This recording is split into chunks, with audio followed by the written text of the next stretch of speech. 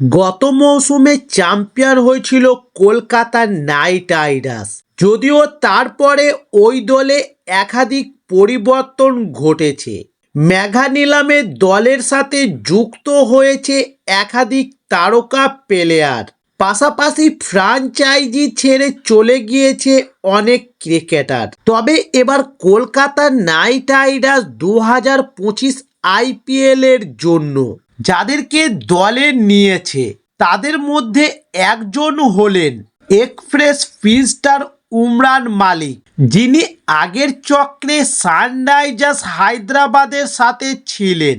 তবে KKR তাকে 2025 IPL এর নিলামের সময় 75 লক্ষ টাকার বেস প্রাইস দিয়ে দলে নিয়েছে।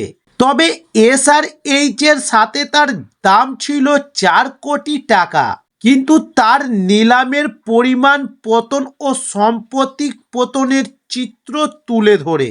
কারণ গত কয়েক মৌসুমে উমরান মালিক তার সেরা ফর্মে নেই। তবে তার অস্ত্রশাস্ত্রে রয়েছে একটি গুরুত্বপূর্ণ অস্ত্র, যেটি হচ্ছে তার গতি। তবে উমরান মালিক এমন একজন পেসার যিনি উচ্চ গতিতে বল করতে পারেন এবং তার ছোট দৈর্ঘ্যের বল দিয়ে ব্যাটসম্যানদের উত্তেজিত করতে পারে, এবং তিনি মাঝের ওভারগুলিতে একজন আদর্শ বোলার হবেন যিনি তার পিঠ বাঁকিয়ে ব্যাটসম্যানদের ব্যাকফুটে রাখবেন।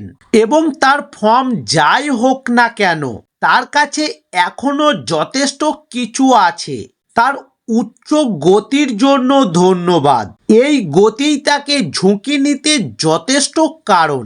তবে 2025 IPL এ উমরান মালিক কি KKR এর একাদশে জায়গা পাবেন? চলুন জেনে নিন।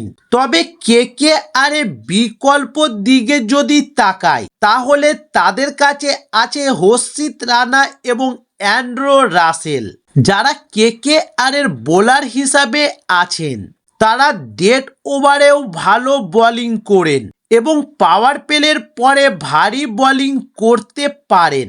তাই উমরানের একাদশে থাকার সম্ভাবনা খুবই কম। তবে হর্ষিত রানা সামান্য আঘাতপ্রবণ এবং মাঝে মাঝে ভেঙে পড়তে পারেন। এমনকি তিনি যদি ফিট থাকেন, তবু KKR তার আঘাত সামলানোর জন্য তাকে কয়েক ম্যাচের জন্য বিশ্রাম দিতে পারে।